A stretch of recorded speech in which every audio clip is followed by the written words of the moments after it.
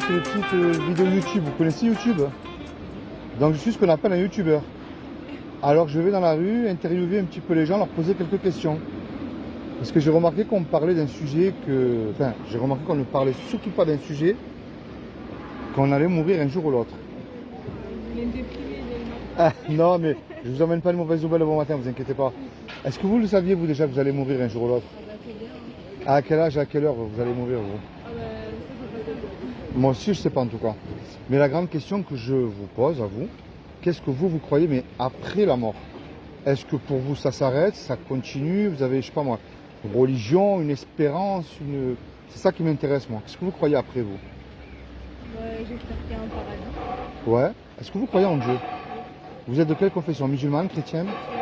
Chrétienne. Donc pour moi aussi je suis chrétien. Donc pour vous, un chrétien ou une chrétienne, est-ce qu'il a l'espérance d'aller au paradis? Il n'y a pas pardon? L'espérance d'aller au paradis. Bah oui, bien sûr. Alors comment est-ce que vous le savez, vous, si vous allez y aller? Comment est-ce que vous savez si vous faites du bien ou du mal, par exemple? Un peu des deux, je pense. Hein. Ouais. Pas forcément du mal très grave, mais on commet tous des péchés un peu, je pense. On est déjà conçu et né dans le péché, ça c'est certain. Alors, moi je vous rassure, je ne suis ni témoin de Jéhovah ni rien de tout ça.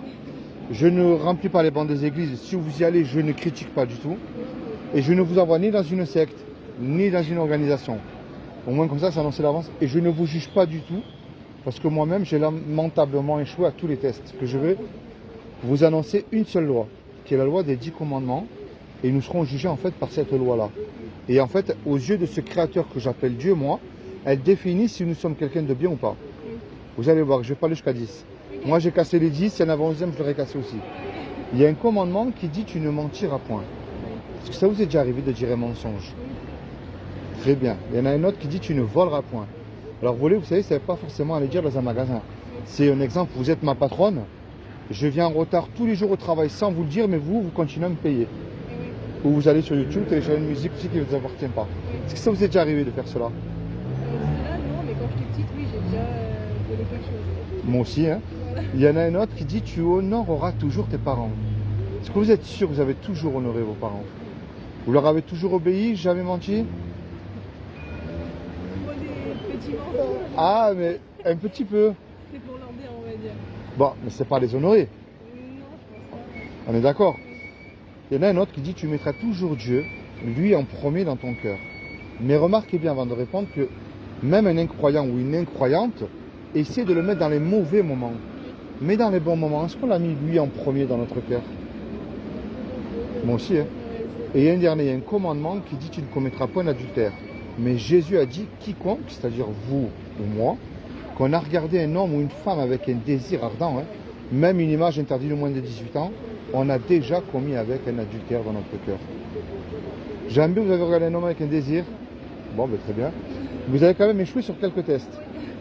Alors si Dieu est juste, et il est juste, s'il vous juge sur cette loi qu'il a gravée dans votre cœur, est-ce qu'à ses yeux vous êtes coupable ou innocente d'après vous? Parce qu'en sachant que la Bible elle dit, lorsqu'on a cassé un seul commandement, c'est comme si on les a tous cassés. Alors d'après vous, coupable ou innocente? Non, coupable, mais peut-être si je me repentis, si je... J'y arrive, ça c'est bien ce que vous dites.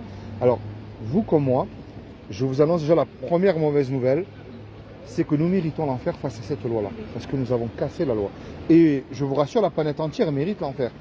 Parce qu'il n'y a personne qui peut se permettre de dire, même le pape, même l'imam, même le religieux des religieux, hein, Seigneur, tu me dois le paradis, j'ai jamais menti. J'ai jamais regardé une femme du coin de l'œil pour la convoiter, je t'ai toujours mis en... C'est pas possible ça. Et nous méritons l'enfer face à cette loi. Maintenant, il y a quand même une bonne nouvelle parce que vous m'avez dit que vous croyez en Dieu. Est-ce que vous y croyez fortement ou avec des doutes? Non, de plus en plus fortement, on va dire. Même si j'avais des doutes un peu avant, mais plus ça avance, plus... Ouais. Alors, vous savez que Dieu nous aime et il nous a créés, il ne veut pas nous y envoyer en enfer. Parce que Dieu est un créateur. Un créateur, il aime ce qu'il crée. Par exemple, vous avez une passion que vous aimez? Non? Alors, regardez, une musicienne, elle aime sa musique. Une cuisinière, elle aime ses petits plats. C'est aussi simple que ça. Et Dieu, c'est pareil, il ne veut pas nous y envoyer en enfer, malgré que ça reste le péché qui nous éloigne de Dieu, qui nous y envoie. Est-ce que vous savez ce que Dieu a fait pour vous il y a 2000 ans? Pour vous éviter justement d'y aller en enfer. Alors je vais vous dire, il y a 2000 ans, comme il n'a trouvé personne de parfait sur terre, ni un pape, ni un saint, ni ce que voulez-vous. Il a envoyé son fils. Eh ouais, il s'est habillé avec un corps. Il a pris lui-même une forme humaine qui est Jésus. Oui. Le Christ qui a existé, le vrai. Parce que tout le monde a son petit Jésus aujourd'hui. Hein. Oui. Je parle du vrai, moi, ce qui est différent. Et il a dit encore une fois que quiconque croit que Jésus, le Fils de Dieu, qu'il est ressuscité du royaume des morts le troisième jour, eh ben, il aura la vie éternelle à mes côtés. C'est aussi simple que ça. Mais vous savez que le problème de croire, ça ne suffit pas. Hein. Oui, je sais bien. Parce que les démons, s'ils y croient, ils tremblent. Alors, moi, je termine avec ça. La clé, je vous la donne tout de suite et vous en faites ce que vous voulez, ça s'appelle effectivement la repentance. La repentance, ça veut dire, alors monsieur, il faut arrêter de mentir et de faire tout ça. Et si vous mentez, vous savez, la conscience vous dit que vous avez menti.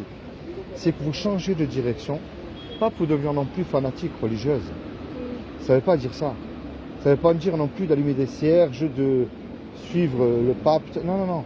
C'est que vous lisez la Bible et vous la mettez en pratique et vous suivez Jésus du plus profond de votre cœur. Je prends le mensonge, c'est plus simple. Vous allez dire là, sur le banc, si je mange, je m'en sors, hein, personne ne sait. Bonjour. Bonjour. Mais je ne peux plus faire ça parce qu'il m'accorde le paradis gratuitement, je n'ai rien à payer. Alors par amour et par conscience envers lui, je décide non seulement de le suivre, mais de ne plus mentir aussi. Est-ce que vous avez une Bible? Si je vous en fais cadeau une, vous la prenez? C'est gratuit? Ben oui. J'ai pour ça dans la rue, moi. Je ne remplis pas les bancs des églises, mais je ne fais rien payer non plus. J'ai toujours voulu en avoir une. Ah ben je vous en fais cadeau une. C'est pas gentil. Ben, de rien.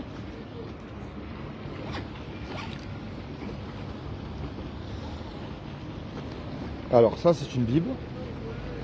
J'ai pas de pièces. Non mais c'est gratuit. Oui, je sais, mais c'est gentil. Non, non mais vous inquiétez pas. Moi je vous encourage à lire dans Jean. Ok. Et je vais terminer avec une dernière chose.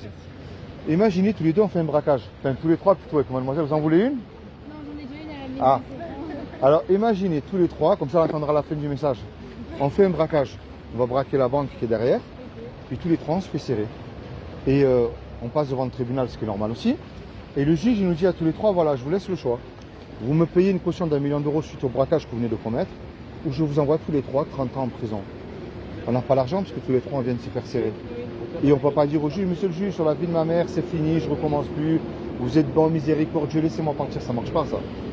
Il arrive un homme qu'on ne connaît pas, par amour pour nous, il décide de payer la caution. Le juge, lui, satisfait, il nous libère. Mais maintenant, cet homme, il se présente en retour devant vous toutes les deux. Qu'est-ce que vous allez lui dire à cet homme-là qui a payé la caution? Imaginez-vous le film là. Qu'est-ce que vous allez lui dire à ce gars-là? Merci. Oui, oui.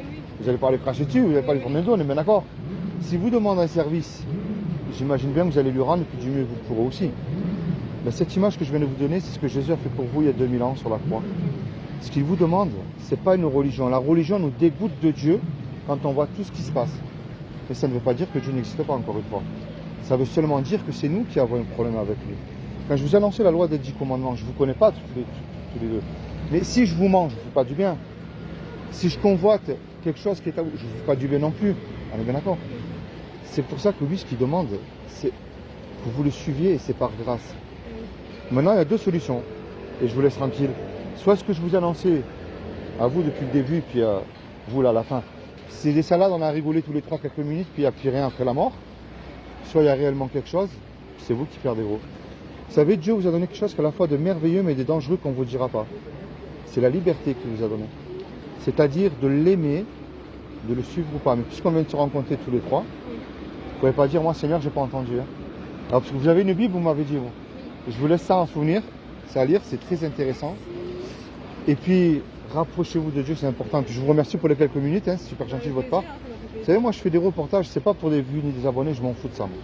Mais c'est pour dire aux gens, surtout d'aller voir les jeunes comme vous aussi, dites-leur de se repentir de leurs péchés et de vous tourner vers Jésus.